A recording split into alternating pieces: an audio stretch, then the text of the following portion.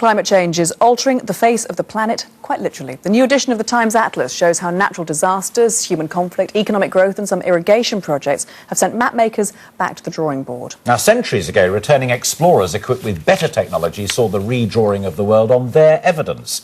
But today's cartographers are altering coastlines, lakes and reclassifying certain types of land as a direct result of the impact of global warming. Our science editor Lawrence McGinty explains. You may think the world doesn't change that much, but you'd be wrong.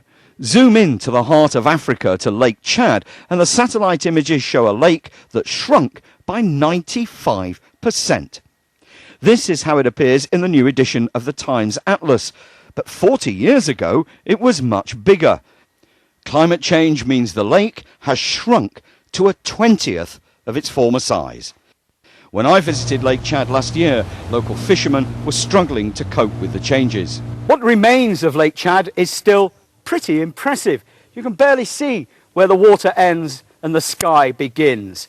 But look again, because most of Lake Chad is very shallow.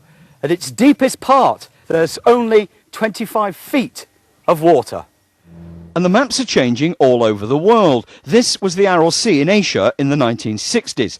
The satellite picture shows the fourth biggest lake in the world. Now it's almost split into two lakes, and the atlases have to be redrawn more and more often. It's lost an area equivalent to half the size of England. It's shrunk by 75% over the last 30 or 40 years.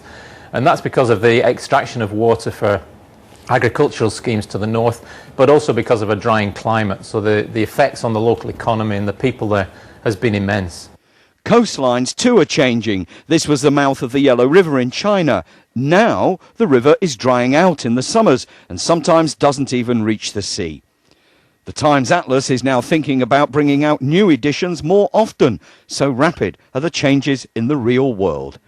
Lawrence McGinty, ITV News. And the news